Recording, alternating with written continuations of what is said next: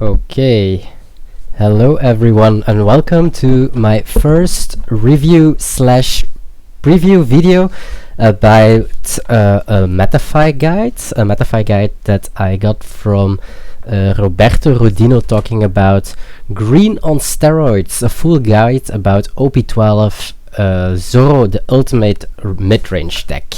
So as you can see, there's 20 chapters of 3 hours and 23 minutes of content, and already over 145 students trying out his guide. So I will go deeper into this in a little, but basically we are here on MetaFight, where coaches, players, and so on create guides about a specific deck on gameplay, or basically on gameplay. I will just call it like that. And if you want to go dig deeper into a deck or get better into a specific deck, you can just find them all here. So who is Roberto Rondino? This is his Twitter profile. He's also called Jose Mourinho because he is one of the best coaches in the world in One Piece.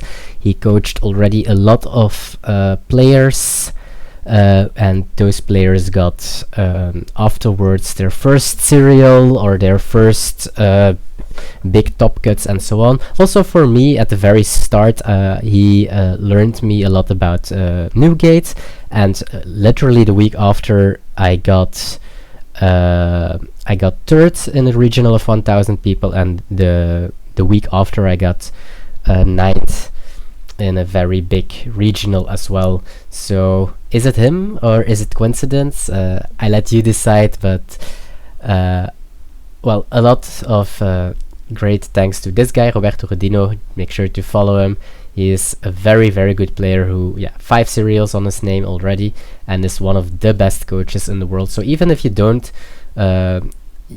like Green Zoro, his approach to coaching decks or coaching in general in One Piece is just very, very good. So I will have to scroll a little bit, but the guide, I will not show you guys too much about the guide, but I will show you guys a short preview in the video, or videos that you can see. So if you can read very, very fast or pause, you can read at least a little bit of it. That is my bet. Don't kill me, Roberto. So basically the guide is an introduction to Zoro. It's the deck list and deck options that you have. The deck list updated after the big bans because of Sakazuki, of course. So as you can see, he's updating his guide as much as he can whenever it's needed. Understanding the mirror match, and then the most important matchups in this format. So as you can see, you have Rayleigh, green yellow Kuzan, yellow Kid, Blackbeard, green purple, and Nell is sadly also a deck. And then you can see a lot of videos and you can follow and hear him talk about it. So let's jump into it. I will put this bigger, I will put myself away, and have fun.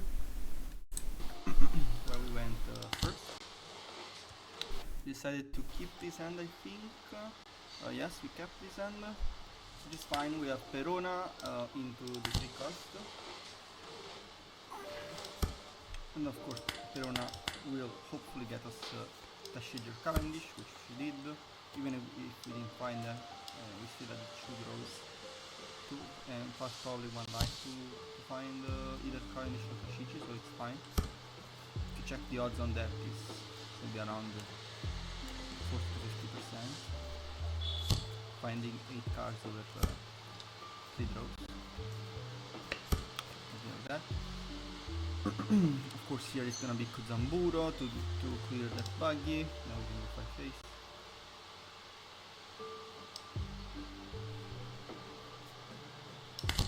Sequencing here does not really matter. We already have the 2k body on the board that any trigger can kill, but I mean, Perona is also the most valuable target here because it's not a slash, so yeah, it's fine.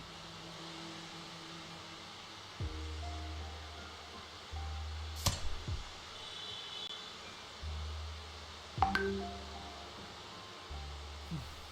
of course here we pass. I said to put it a little bit faster.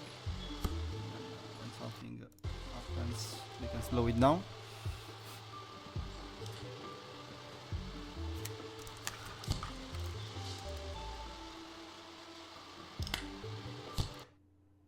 Let's also take away the volume. Okay, 5k face is happening here. We know that another 5 is coming. I don't think we're gonna counter both, so we can take one and counter the other one if we find something, a 1k counter that is better, I think. Unless we wanna counter both, but I don't think that's I don't think countering both here is decent. We also, there is also more 5s to come later, so. I went for countering both, if I did this, I think.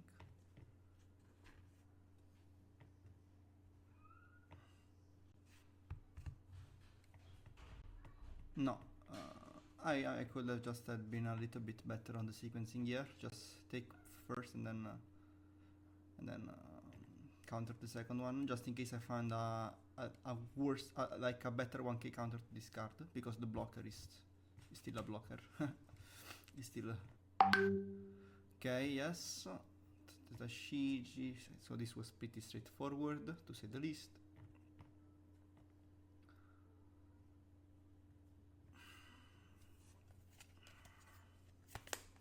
Usually the games in this matchup, if you're able to stabilize like that, then they are pretty fine, because then every turn you just trade one body and go face, and you're mostly fine.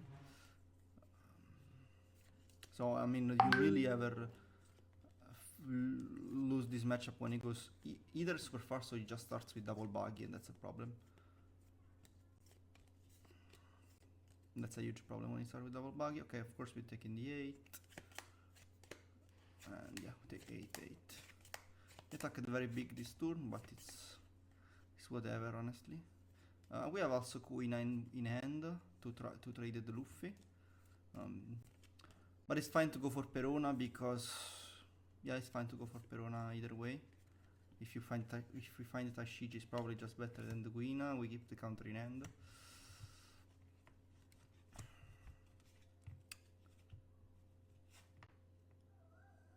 Decided to go straight into Guina.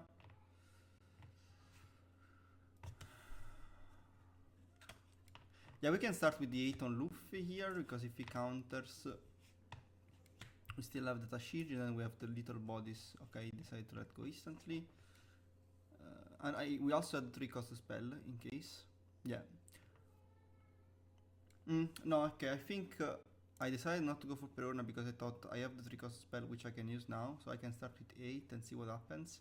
And if he counters, I can use the 3 cost spell and attack again. And so he will need the 4 cards total to counter.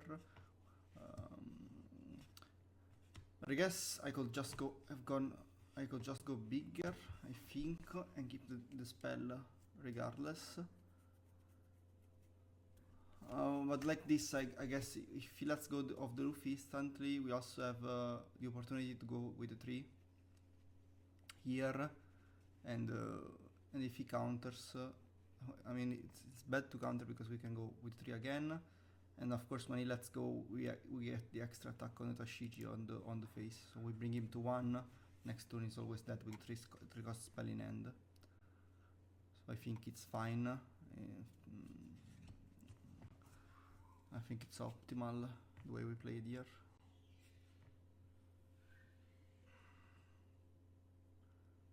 Now we decide to play the Perona, and 0 cost spell. It's strong in this case.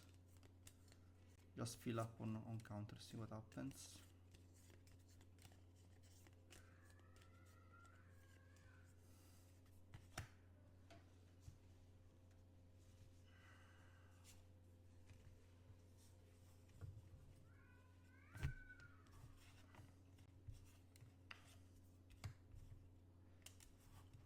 Bro played 4 cost Luffy every single turn. Sure thing, he could also attack 4/4 there, keep one down open, this is like a bigger face I guess.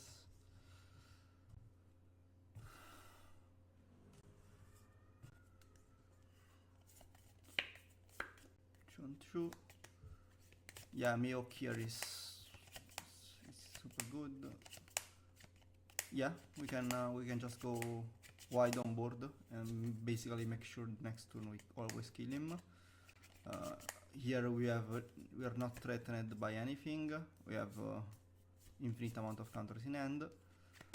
And next turn is just always dead.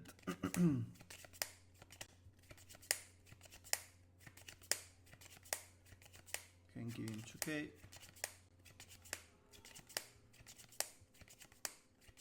Probably even take this one, yes.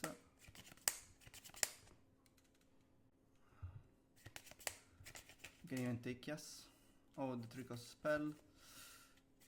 Yeah, but playing around that, I don't think it's ever a thing. Because I mean, even if we counter the 15, because he has the 2-cost spell, so I think we just commit to lethal here. Yeah. We go 6 here and we go 14 face. Good luck countering that. I guess he even called in a word. I mean, it's pretty crazy that he was actually close to countering here. Let's see how much counter we had in hand. We had 3. If we keep the 3-cost spell in hand of the Zoro, we have 3 with Asura, 6, so we go to 11 with the 0-cost spell, 13, 15, 16k in hand we had. The idea is if we, like, here is not mathematical, so if he counters, we actually dying the turn after, of course. So, I mean, we die from 2-cost spell, so I think committing to lethal is always the better choice, right? But if we had some extra counter in hand, because I'm thinking maybe we just go Luna on the board. We keep all the cards in hand, so with the 3-cost spell here in hand, we will be 8, discarding 0 cost, 11, 12, 13, 14, 15, 16. So if he goes like for 15 leader, we can counter. Then we have the turn before, we basically played with 6 down. So we bring him down to 0 probably. And by doing that, the next turn is always dead. We can even just try to bait a counter for the first thing that we do. We can start with the 8 here, and not with a big attack, but just the 8 and see what he does. He's always gonna let go.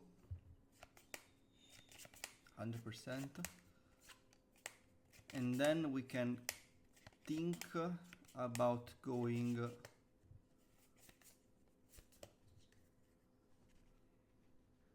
on the Sanji. Now the Sanji gives him extra counter. I mean, the 8 here is free, so we always do it at the start of the turn, I think. Just in case he wants to counter it, but I don't think that's ever happening. Of course, he's mostly just giving it to us. But of course, it's free, we do it, you never know. And then I'm thinking if there is ever a world where we just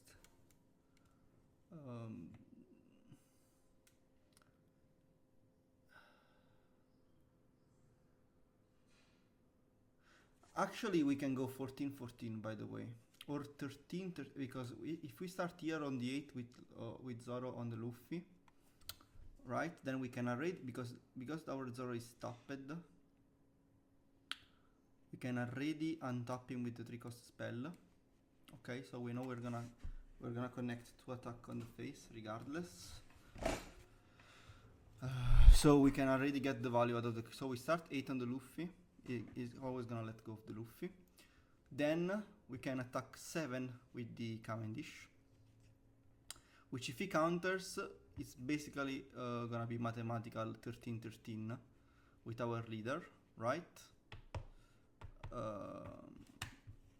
And if it takes, it's even more mathematical. So I think the best sequencing here was starting 8 just to get our Zoro tapped, and then we can already get the value out of the recost spell. Since our Zoro have battled with Zoro, with Luffy, we can untap it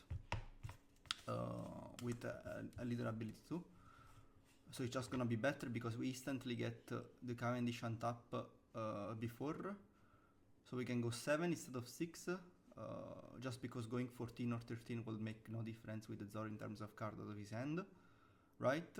I mean, I guess with the 1 cost spell it would, so we can even think about starting 6 and he goes to 4 card in hand. He goes to 4 cards in hand because he's always countering, and then we go 14-14 just as we did. We will go 14-14, he has 4 cards in hand. 4 cards in hand, he takes, he goes to 5, he uses the spell, it's 3k, 8, 10, 12, 14, 15, I mean he has to have a full counter of course, but it will be a way better one. If he starts with 7, he has to give us 2 cards, then we go 13, it will be 12 with 4 cards in hand basically. It's essentially the same, right? I mean, if we start 7, honestly, it can also give us already the spell, which will be the same. So now, yeah, starting 6 is better. Starting 6 is better, and then we go 14-14. He can already give us the spell minus 1k here and counter with only 1 card. Then our leader is already minus 1k for the rest of the turn, which, no, yeah. So here, 8 spell, untap with only the 6, then we go 14-14. We just get in a little bit better damage, but it's essentially the same. Just to get to attack with the Cavendish first, but it's really no difference. And we also do bait attack here, but it's also no difference.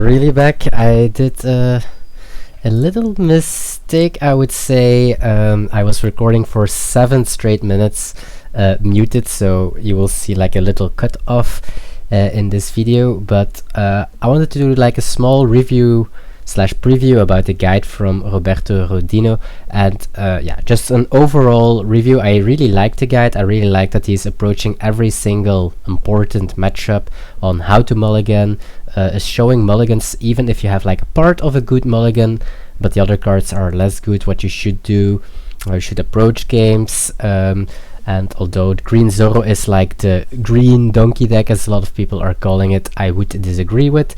It's I would compare it with like the white beard times, where the deck is in generic so good, and you will at least get like a 6-4 or a 7-3 at the regionals. But if you want that little mile further, you have to like, yeah, just learn from the best, and Roberto is one of them.